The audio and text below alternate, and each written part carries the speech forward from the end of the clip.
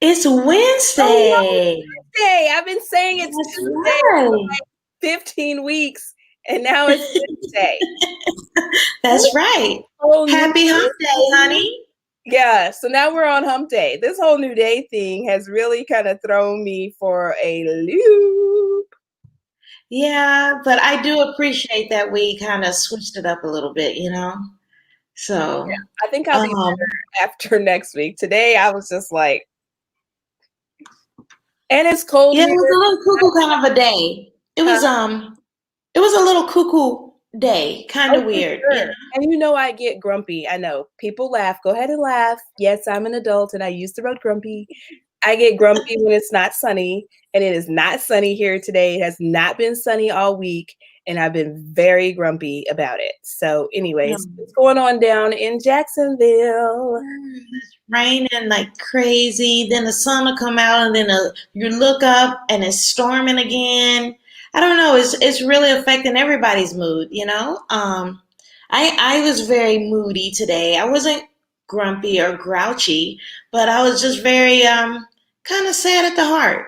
Yeah, for sure. So It's been a rough time, but we are making it. Or as I was talking to a friend earlier, as my grandmother used to say, I'm yet holding on. hey, there we go.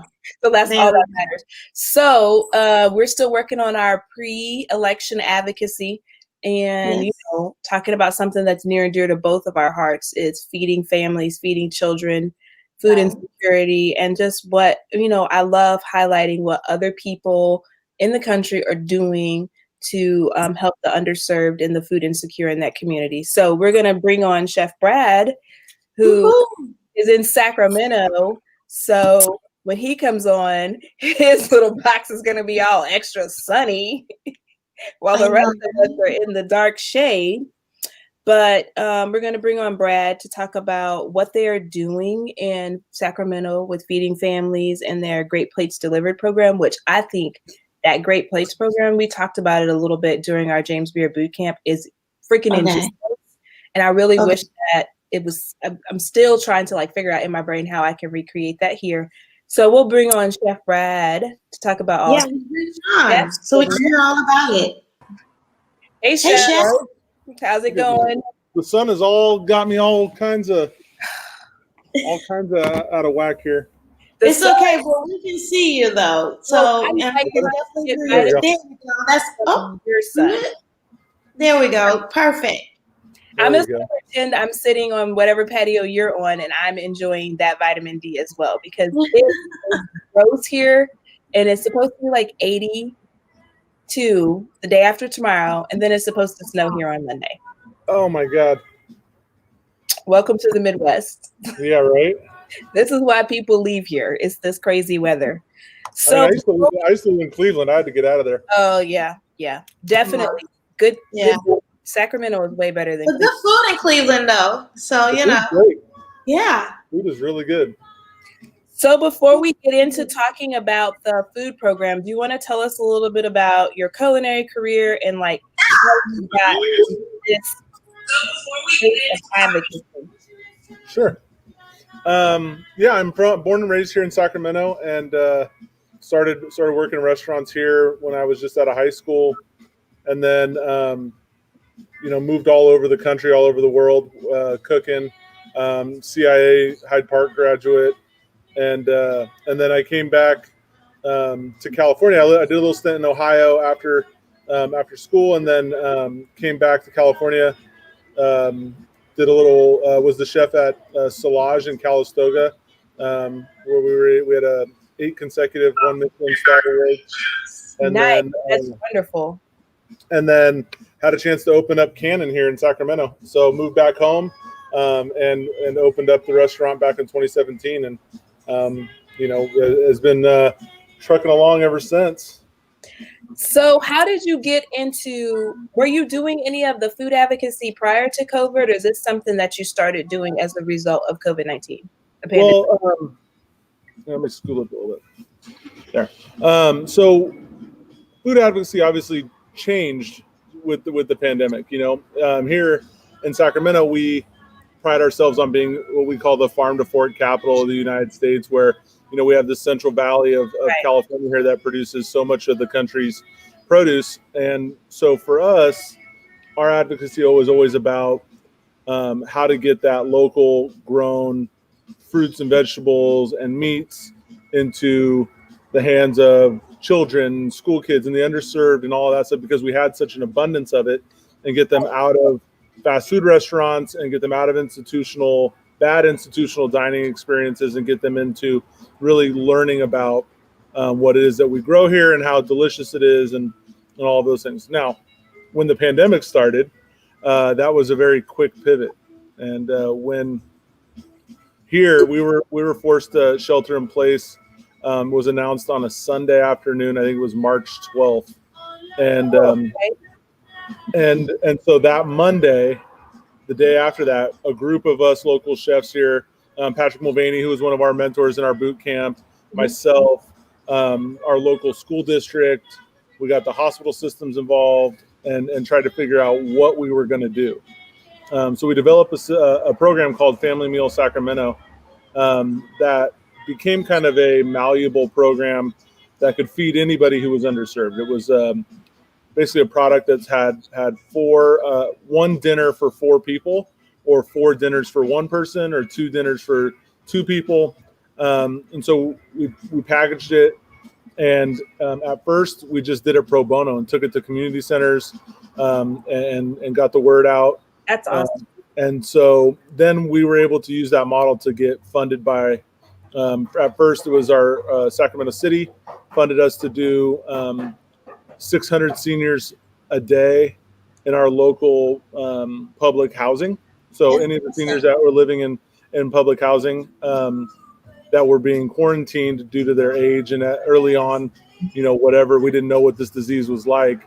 So we were bringing them meals. And then that program was seen by Governor Gavin Newsom. We're the capital seat here in Sacramento. So we invited him down to Patrick's restaurant, the B&L, and had him witness what we were doing.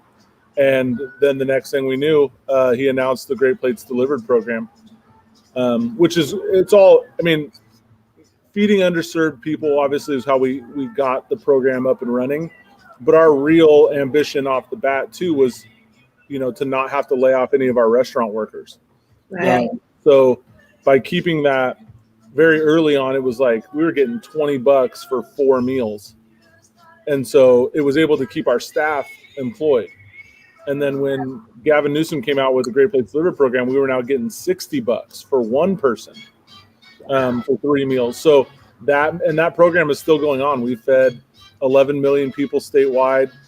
Here in Sacramento alone, we've done over awesome. 400,000. Family Meal, before it was absorbed by Great Plates, did 500,000 meals.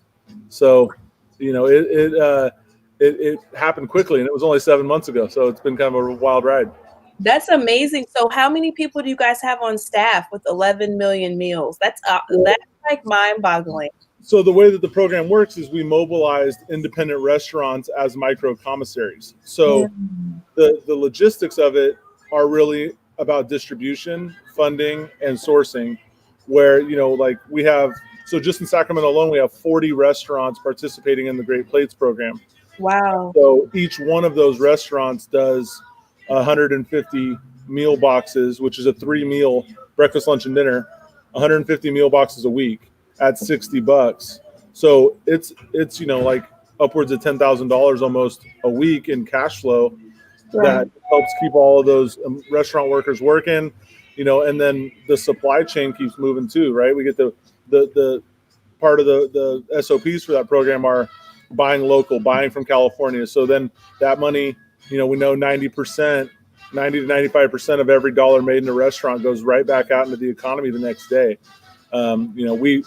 We sadly have a low profitability rate in our businesses. And so, so that, $9 of every 10 goes right back to paying your night cleaner, your garbage man, your farmer, your staff, your whoever. So, we can track that economic boost too pretty heavily by just saying that the, roughly $40 million that's gone into the program just in the state and FEMA side is right back out there in the economy. That's amazing. So would you guys say that now that you've been doing this for 7 months, do you see as people have gone, like here, we've got people in our state that are going on 5 weeks now with less than $100 or just $100 a month in unemployment benefit, or there's people who have no unemployment benefit because that pandemic or that special unemployment benefit that they created in the CARES Act has expired at the end of July. Right. So did you see an uptick in your meal service or the request for the need after that, or has it been relatively steady on what you guys have been doing?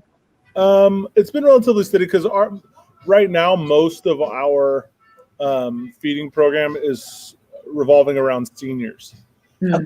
So a lot of them were already either retired, already receiving Social Security benefits or certain things like that. So a lot of the programs we've done, just because the seniors were the first population that was being asked to stay home, right? Don't leave, stay at home, and now we're getting ready to work with another program in the county here in Sacramento that has to do with contact tracing and quarantining. So if someone were, if someone were to be found, to be exposed or somewhere along the line, contact traced back to a positive COVID test, they're going to be quarantined for 14 days and we're going to feed them.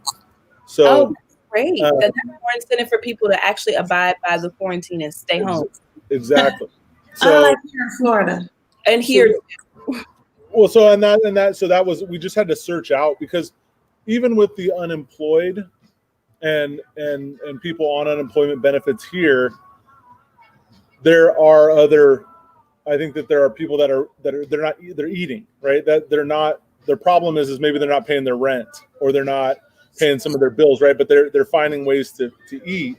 And there are we have plenty of other people that have done lots of programs with, our city has been really good about moving bureaucracy very quickly to getting through some of the red tape to get homeless fed, to get unemployment people fed, to get the school kids fed, all of that stuff. And our other secondary program is for school children. And so, here they get 1 to 2 meals at school. And now that they're not going to school, what is their option? And so we've been doing some programs with the local school district to just provide meals where the city or the school district is continuing to provide that breakfast and lunch that they would have provided, and then we're throwing in the dinner because oftentimes they're going home to parents who maybe aren't working, and now they're having to stay home and teach their kids at school as well, and so it's really hard. So how do you, if you're not on unemployment benefits and you're not working and your kids are at home all the time, how are you affording to feed them? So we've been working to kind of figure that out, but we're very lucky that the Sacramento City Unified School District has resources as well to provide some meals. That's really great because we are struggling here with bureaucracy, and of course we're doing the meals. We're only at $2,000 a week. We're not doing the produce box program because that's just a hot mess. Right. It's just a hot mess. The new guidelines have really kind of excluded quite a few organizations from providing the services because you have to have refrigeration. You can't have gallons of milk sitting on your curb for hours waiting on people to come and pick them up. They have to be refrigerated. So that kind of excluded us from that program. Yeah, that's been a huge challenge for us. The logistics part of, getting, how do you get, because chefs, we're easy, right? Give us a ticket or a BEO or something, and we'll make the food. That's not the hard part. No. The hard part was always going to be, where do you get the money? How does it get to the person? And how do you identify the people that are getting the food? Because you can make, early on, we would make 500 boxes and we'd go to a school or a community center and we didn't know if if there was going to be anybody there to take the food. Now, we had to rally the troops, a little bit, and everybody showed up, but we were uneasy about that early on, and then finding whoever, corporations, municipalities, private donors, whatever, to help subsidize these meals. It's a grind, and I'm lucky. We have a great group of chefs and restaurateurs here that all kind of banded together. There were 5 of us early on that got family meals started, and we collectively were able to raise the money, and then the city stepped in and helped fund us. So that's amazing. So where do you see this going? We're in, what is this, year 5 of the pandemic? Right. Right. That's not really the 5th year, but it sure the heck feels like each month is the It does feel like it. We're in the 10th year of this global pandemic. Where do you see this moving as we move into, well, you guys don't really have colder months. Like, we're in the Midwest. We're moving into colder months, and a lot of us in the way that we're doing these meals is kind of shifting. As you guys are looking at some weather or temperature change in Sacramento, how do you see this evolving as we get into the holiday? Yeah. So we're continuing with the Great Plates program, and the way that we have logistics set up on distribution with that is that we're using a lot of the we call it, the company here is called paratransit, but it's the the small buses that would shuttle people, whether it's we work with the Cerebral Palsy Foundation, we work with paratransit, and they are our distribution hub. So as long as people are not needing transportation to and from the hospital, they're free to do the distribution. So that's been a huge, and they get paid. The program subsidizes them just as much as a ride for a senior would have too. We pay, I think we're at like $4 or $5 per unit to distribute. So paratransit's doing okay with this program. So as long as we are able to provide that funding, I think we're okay. Now, what I mentioned about the quarantine program we're working on, I think that's our big change, because as we hit the colder, wetter months, are we going to see a spike in cases? In which case, we're going to see a spike in quarantined individuals and a spike in the students. So this program definitely changes based on that, based on cases in the county, because one week we could have 150 people enrolled in the program, and the next week we could have 2,000 people, and it basically fluctuates based on testing. We don't see a lot of positive Monday tests. We see a lot of positive Wednesday tests because people get tested on Monday. So those kind of fluctuations definitely change the game, but the logistics have been challenging. And I just asked my sous chef inside, we were packing up some boxes for tomorrow, and I said, how many boxes do you think you specifically have packed since March? And he did some quick math, and he's like, I don't know, somewhere around like 30,000. Oh my God.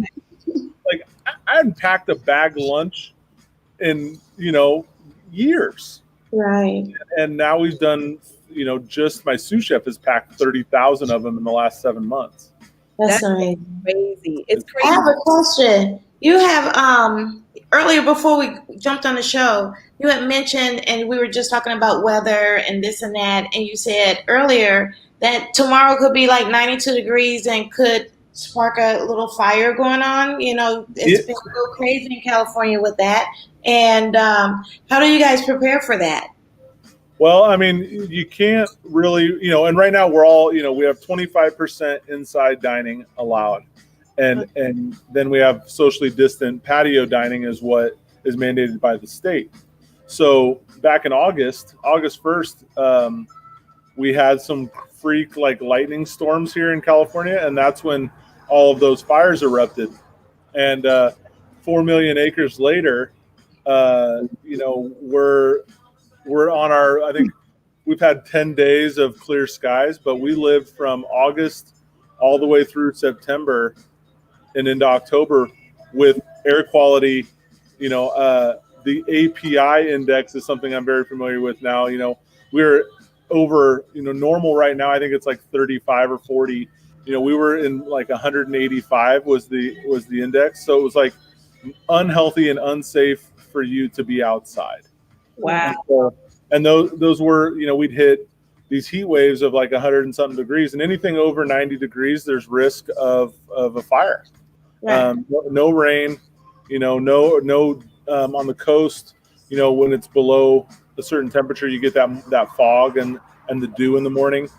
We haven't had any of that yet this year, and it's almost November. So we are anxious, and I'm sure all the firefighters and things like that, people that are participating in that, they're anxious too to get this fire season over with. It's been pretty brutal.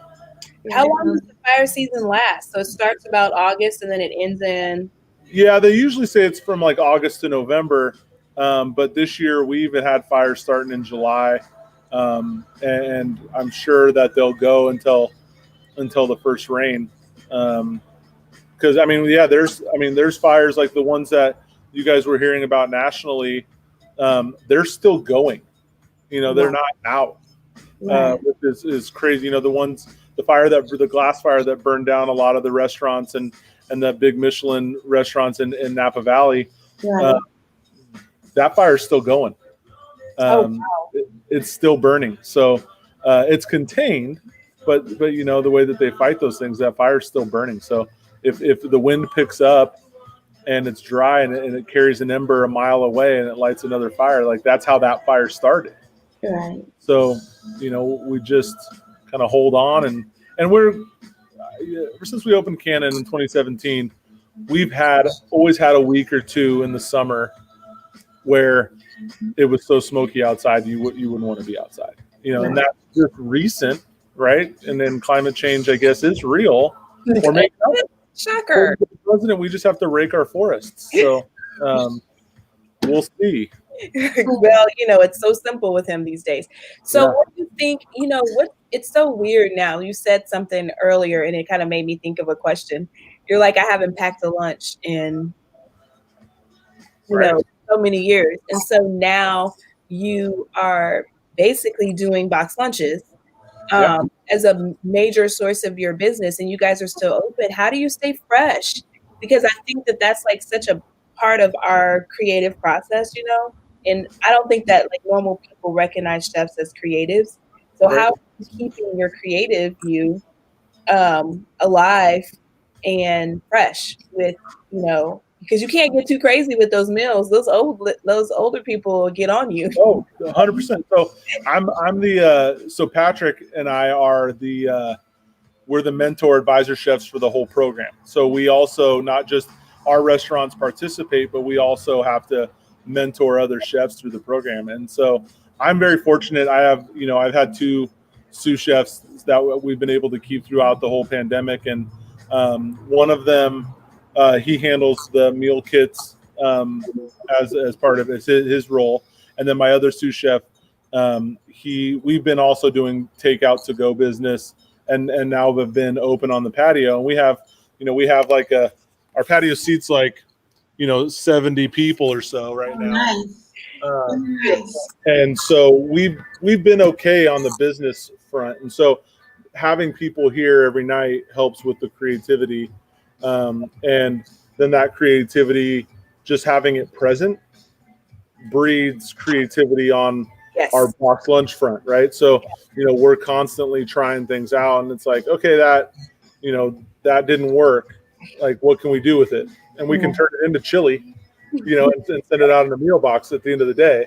So there's that front. There's also, we've had a lot of product that when we were opening and closing, and one week we could have a dinner inside and one weekend we couldn't. It's like, so we started fermenting and making vinegars and doing all kinds of kojis and shios and cool things like that. So that keeps everybody going.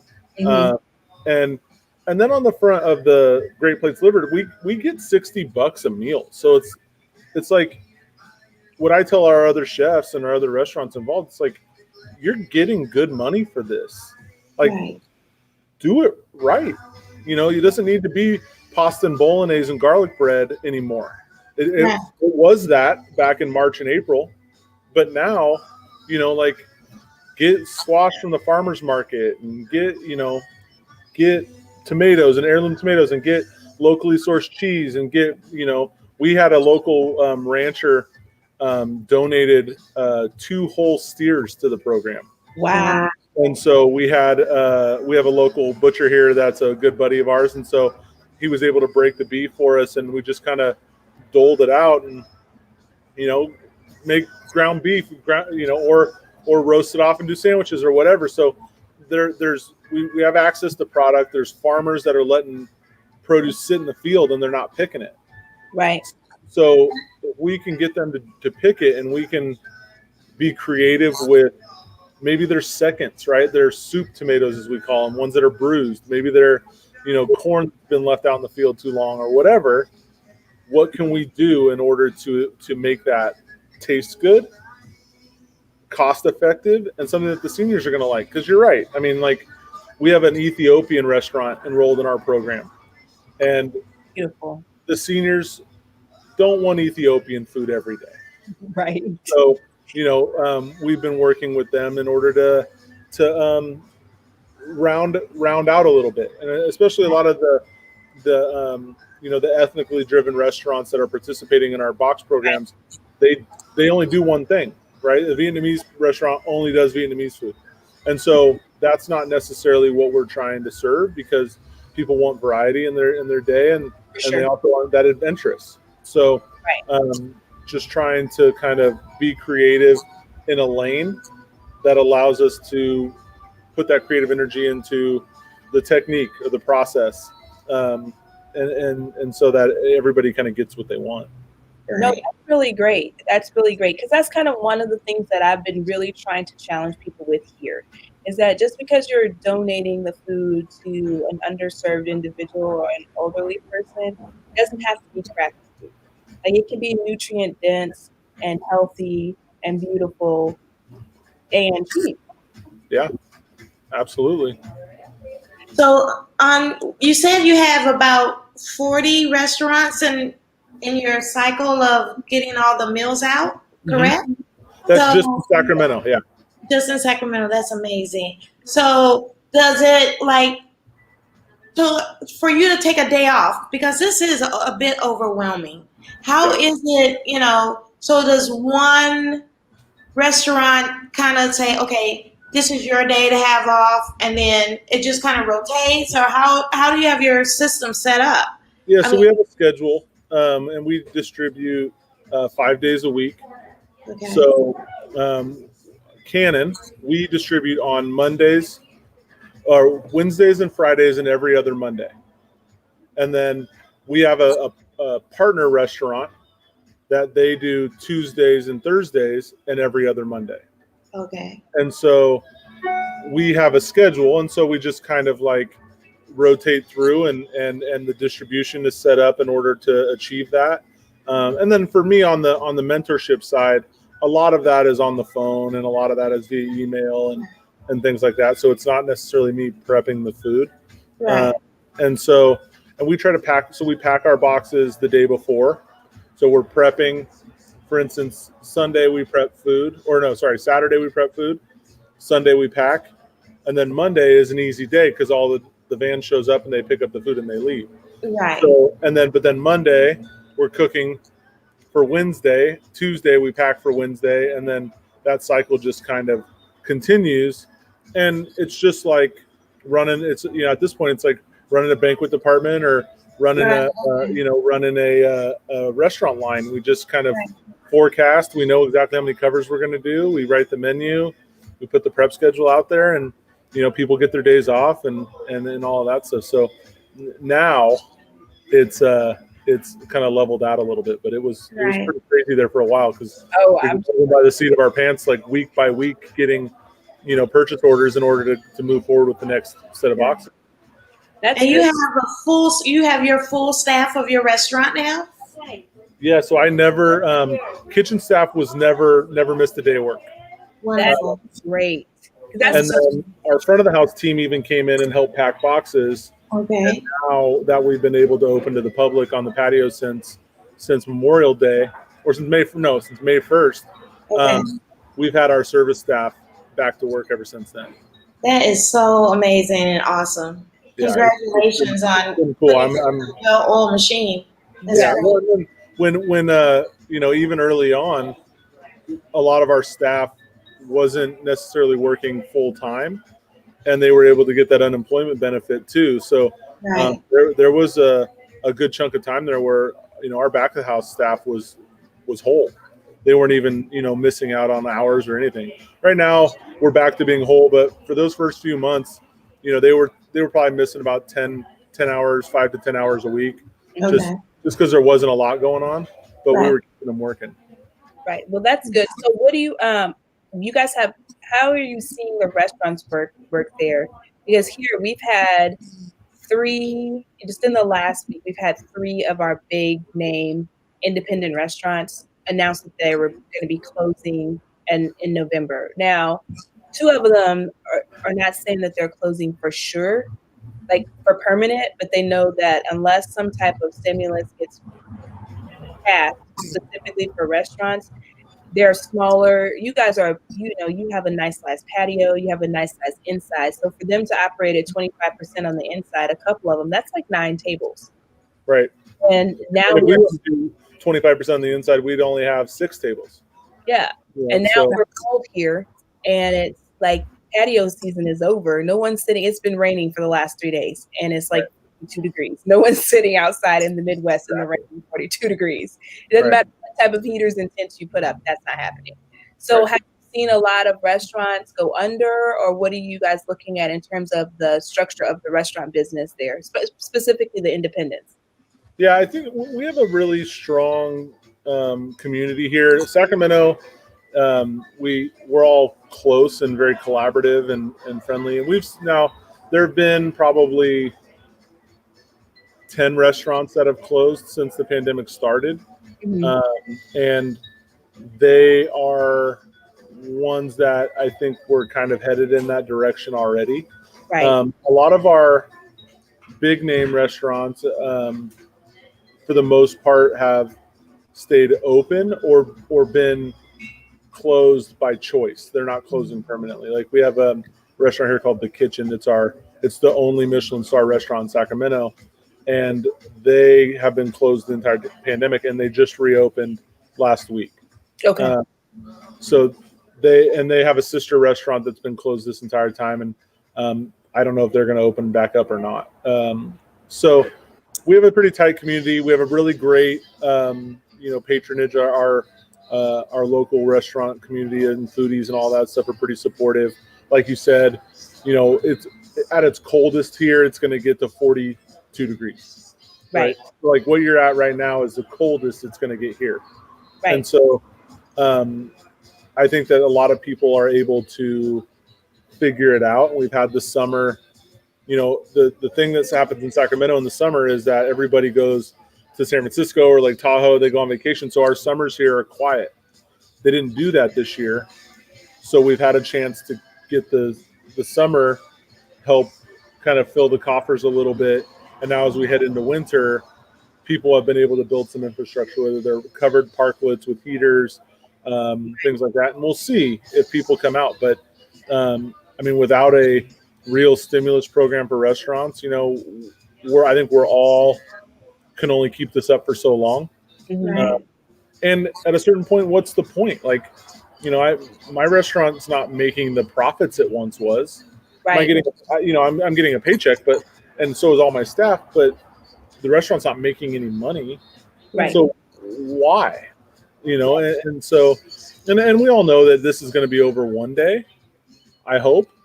And you know, if we can be made semi-whole with the ability to reclaim some of our lost revenue and things like that, then I think that gives us just enough on the savings front to weather the storm. Right. And people saying, why don't restaurants pivot? Why don't they innovate? And I was like, you know, there's a lot of that going on. However, that takes money for you to change your whole structure of your restaurant. And let's say, for example, you wanted to go to like a ghost kitchen model. That takes money and marketing. Now you've got to change your customer's mind about how they utilize your services. And that's not something that you just do with 2 or 3 Facebook posts. That is Right. And if you're paying $15,000 a month in rent yeah, on your nice, beautiful restaurant, why would you pay that in a ghost kitchen model? Right. Like it's that those fixed costs are what's shutting us down. right. It's not, we can pivot all we want. I can feed seniors for $60 a meal and run a 20% food cost and a 20% labor cost, but it's still pennies on, it's still a smaller amount of money. It's not Right. profitable is what people have to understand. While we Yeah. want to be innovative and while we want to be creative, we're also in this business to be profitable, to Yeah. make money. Right. Yeah. I love cooking. I could cook at home for free all day, but I got to come to work. Right. So, So I just wanted to kind of mention, it's so weird. It's not weird. It's kind of sad. You're all the way in California. Shanita's in the Midwest, and I'm here in Florida. Florida, as you know, is a Republican state. We people are not really Down there. say what? In the Wild Wild West, yes. Down there. We have a lot of restaurants opening. Right. They're not closing. There are quite a few people that are all the way through down to South Miami, and I'm here in the north of Florida in Jacksonville. And I know at this moment in time, I know 4 of my friends that are about to open restaurants. right.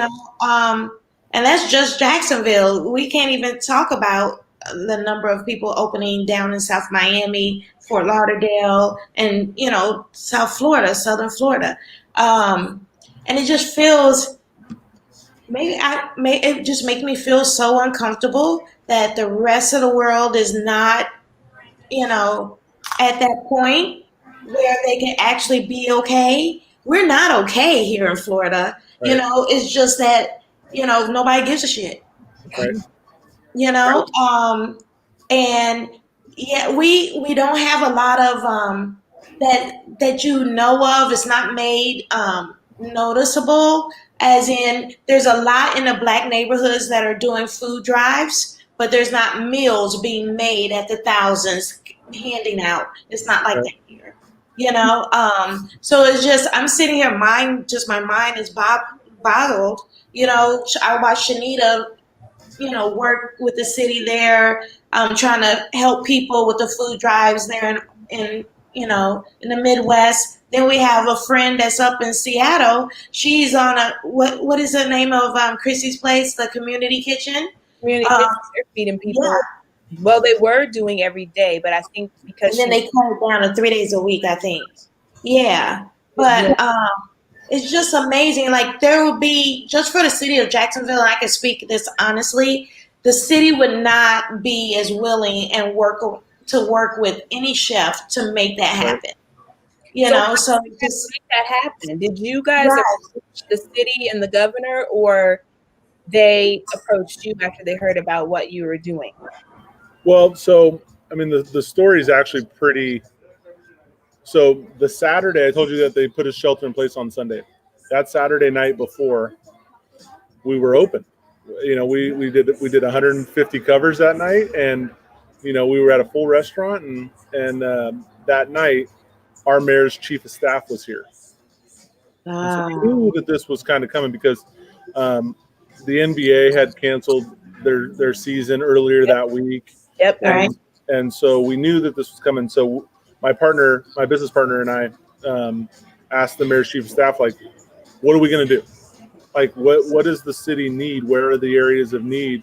And at that moment, nobody really knew, but they were like, you guys come up with something and you have my number, basically, like, pitch us. So we came up, we spent a week whiteboarding. I remember we had wax pens on the windows behind you and behind me. And we were just trying to figure it out. We spent a week after that meeting on that Monday trying to figure out what we were going to do. And, they weren't, a lot of the times, I think in situations like this, you have people that are willing, right, to say, I'll feed people. I want to feed people. Yeah. But like those problems that I said, who's going to pay for it? Where are we going to take it? And how's it going to get there? Those problems arose pretty quickly. And I think the difference between what we did and what other people have done is that we thought of everything but the food first. So we thought of what the issues with transportation were going to be, and we brought a solution to the table. We thought about how the fundraising was going to go, and who was going to be our nonprofit administrator. Like nobody's just going to give my restaurant $15,000 and say, go feed some people. Like Right. a for-profit business. Like there's no accountability for that. So we had to find a nonprofit administrator that would receive the funds and be accountable to how the funds were distributed. We had to find a distribution partner. We had to find sourcing. At that point, the supply chain was kind of broken. So being able to actually find food to feed these people was also a challenge. So what we did is we put all that together first, and then wrote standard operating procedures for the program, really made it administratively heavy so that we could hand the city a binder that was just like, here's our program in writing. And they can vote on that all day long. Like they're not, then it's not a personal relationship. It's like, here's a program that we're going to institute in order to bring this on. And that's, early on, I talked to a lot of counties here in California, and even some of our conversations during the boot camp were like, get it, the things that communicate to bureaucracy in their language. Because as we know, they're never going to talk to us in our language. Right. And so communicating with them in their language and making it easy for them to say yes was our goal. And we had the right people's phone numbers. We had the chief of staff, and we had the pro temp on the city council. We had their number. We had the senior policy advisor for food insecurity for the city. We had their number. So all the things that we learned in that James Beard boot camp, all of that stuff was happening. And Patrick Mulvaney, who was one of our mentors there, he was the one that already knew how to do that. Yeah, that's where he came into play on the political lobbying side of getting that stuff in. I am good at logistics, so I figured that out. And my business partner Clay is really good at grant writing and that kind of stuff. So so we were able to get it done. That's an awesome team. So, something we talked about with Tony last week, and then you just mentioned it. Are you guys having like supply chain issues now? Because she was talking about how, she already used a certain quality of ingredient. And then once the cheaper ingredient started to become less available, then people were now kind of encroaching on her ingredients, making it difficult for her to get the things that she normally used. Have you seen any of that now that you guys are back open? Or are you still able to source your products just as you've always been able to with the farmers that you've always been able to use? And there hasn't been much because we even talked last week about the price of gloves. I think she said that they're up to, what did she say? They're like $10 a box. $14 or $13 a box now, where they were $5. Right. No. She was saying $30 a box. Yeah. Because it was huge. Just that one little box. It was crazy. Because a box of gloves right now, a case of gloves is $157. We're paying that's 15 cents a glove. Yeah. And it's like something that we have to wear. And wear more. Those things are challenging. The packaging is challenging. The gloves, the cleaning supplies, all of that stuff is challenging. We're so fortunate here, obviously, that we just there's farms everywhere. So, and we have, there's a certified farmer's market every day of the week. Okay. So, and we have really good local purveyors. So that part of it we've been very fortunate, and we have a good cooperative of chefs. I have buddies out in Yolo County that, he's got his ear to the grindstone. He's like, hey, so-and-so down at Full Belly Farms has got, 700 extra pounds of peppers. I'm like, cool. And then we get on the phone and we call 40 restaurants. We say, hey, we got peppers on, we got a line on peppers for $2 a pound. How many you want? And then, so that whole, we formed our own local chain of supply. We had, the local lamb farmer has a retail business that they make lamb vindaloo for our grocery store here, and so that all kind of slowed down, and so they donated 5,000 pounds of lamb vindaloo to our family meal program. Oh, nice. But and so that was cool. So, but yeah, those supply chain issues early on were pretty challenging, and because even our vendors weren't delivering. Right, they had laid off their delivery driver staff, so it was like we were making truck runs to Restaurant Depot, and we were making truck runs out to Yolo County to pick up a box of. And did your Restaurant Depot start letting regular people in like ours did? I was like, yeah, they did it across the country. I was like, as if Restaurant Depot wasn't already a clusterfuck, now I have my grandma and your grandma wandering around in here. Right? Mm-hmm. They're like opening up a box and taking out like one pack of ground beef. Yeah. And I'm like looking for like 7 cases. Like, why are y'all here? Yeah. They're there looking for 1 can of Lysol and 1 box of gloves. They're like, can you go to the Walmart? leave us be. I'm already trying not to get run over by a fork truck in here. Now I have to worry about you guys. Okay, so before we go, talked a little bit about restaurants, and I always like to kind of pose this question. It's hard. So as COVID being like the big reset and the time for us to just kind of like reevaluate, what's one thing in the restaurant industry that you think needs to be left pre-COVID? And then there's something personally that you as a chef have decided that you're leaving pre-COVID. Well, I'm leaving, me personally, I'm trying to leave my bad attitude back pre-COVID. I've like some chefs have been a little rough around the edges most of my career. You've been a little and so now, the last 7 months, I've really had a chance to consider my staff that have been here the whole time, right alongside me as the world's crumbling around us, consider them family. And it's changed my relationship with them. It's changed how I act, but it also it's changed how they receive me. I think that oftentimes in the past, I've been coarse with them because something's not right, or the sauce broke or whatever. And now I think their opinion of what quality means and doing things the right way has changed.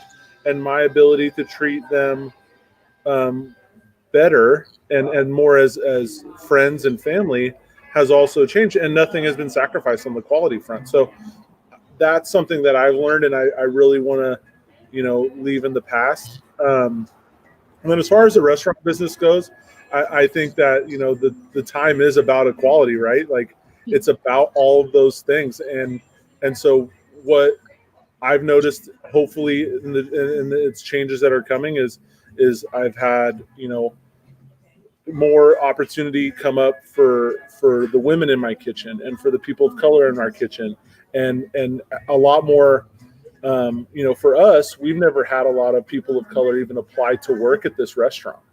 Wow.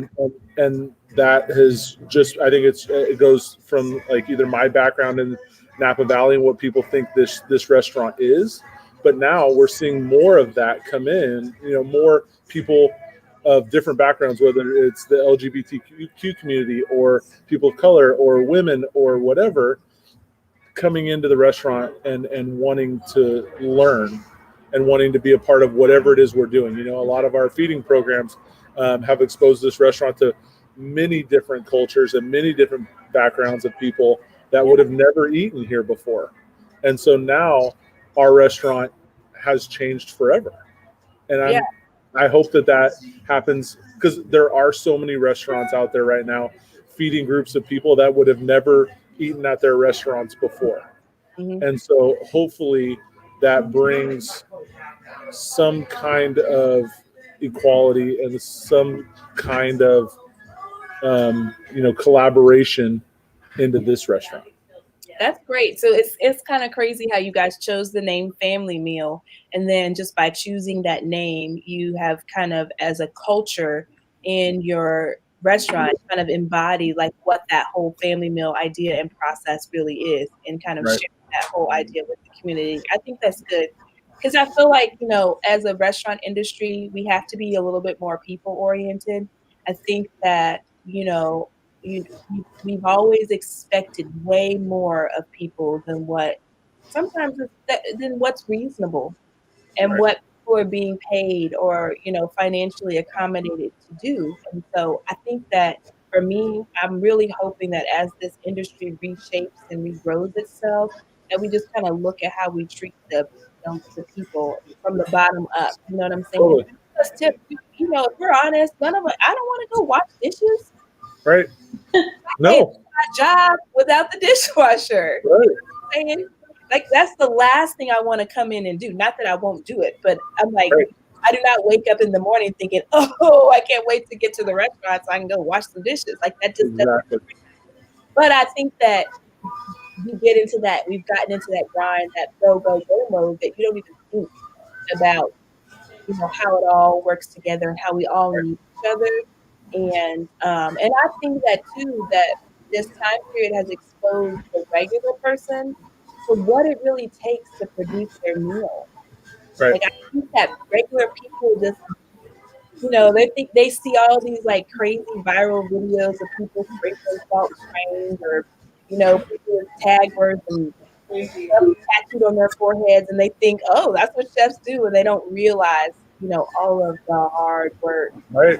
All of And even and the farmers too. How many people were gardening through the pandemic, right? Like that was like the thing to do, and how many people had a successful garden? So for me, I'm like trying to garden at home, and I'm like, these farmers really got it together, because my tomatoes, I got like 8 tomatoes off of 10 plants. Stage never It was a bad season for tomatoes this year. How much I stage a handful? I've been watering. Yeah. Like, what is going on? Yeah. But honestly, 2020 has been, I like to say, #true face. Yeah. Only because it has really shown who people really are. It's shown what this world could be and what it is at this moment in time. Yeah. And also, I also should say it's a change of heart. As you were just saying, how you want to leave that other person back in 2020 when 2021 comes. It's going to be 2021 is going to be an amazing year for people to actually look back and say, man, 2020 had to happen for us to evolve to be a kinder, more generous culture. Not cultures, but culture. So I'm just very it was just enlightened my heart to hear you say the things you just said about what you want to leave back in 2020. Thank you, Chef. Appreciate you. Thank you guys for having me. Yes. Do you feel like there's anything that we haven't covered? I feel like we talked about so much. No, I mean, it's I can't even, I think what we've been focusing on through this whole, hard time is all encompassing. It's not a lot of material, but it's the only thing to focus on. So, I think like anybody else, I'm excited to, have a full restaurant again one day, but, we'll get there when we get there. Well, and the good part about having a full restaurant, and I don't know if you get to deliver the meals, but I do mine on Fridays. And, it does something to me when I pull up in the Circle Drive and I can see the residents like looking down from the window, like, okay, she's here. Feel good knowing that, they're having a good Friday night because of something that we did. Right. And so if anything else, when it gets crappy, I do have that to lean on, because those people they really appreciate what we're giving them, because I don't know if anybody's ever seen a Meals on Wheels meal. Yeah. Right. So pretty. They're not that great. So Right. what we're providing is like fine dining to them, and they appreciate that. So Yeah. this has been an amazing episode. Thank you so much for sharing your sunshine with us. And I appreciate that. And we'll be back next Wednesday. I got to now say Wednesday. Yes, remember. 6:30 Central. Thank you guys so much for watching. Thank you, Brad. I'll be in touch. I appreciate you. I have some questions, but I'll ask them offline. So I'll up. So thank you guys, and we'll see you guys next week.